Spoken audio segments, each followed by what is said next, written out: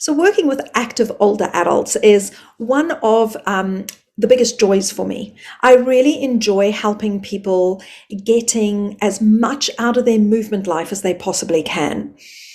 Older people also tend to have really clear ideas of what it is that they want to do.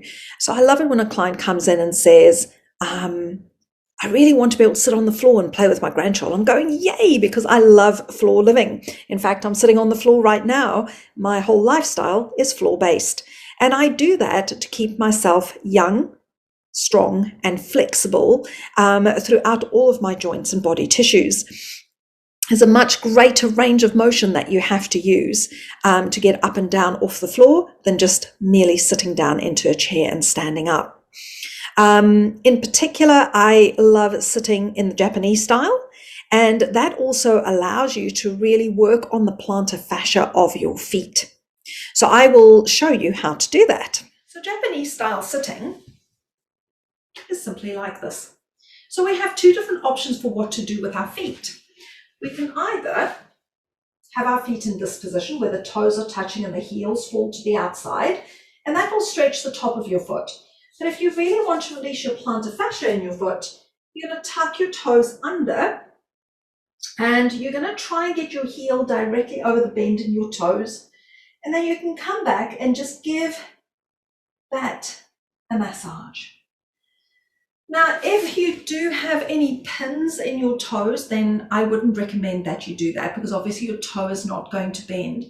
If your feet are incredibly stiff, then what I suggest is that you might just want to take a towel or something and basically make the floor a little bit higher so that the sort of ball joints of your toes can still rest on here. So I would put my feet in front of that and gently sit back so that my toes are resting and I've actually built up the floor. If your legs are too stiff and you can't sit back like this and put your bum on your heels, then just put a pillow underneath your between your thighs and your calves to elevate you, to make this a more comfortable position. But if you're really struggling with plantar fasciitis, it's a great way for you to open up your feet. I also suggest using a spiky ball and massaging your feet so that you just gradually open up the underneath of the foot. Work as much as you can through that whole underside, gently pushing down, just really enlivening the foot so that you can get more flexible through that plantar fascia.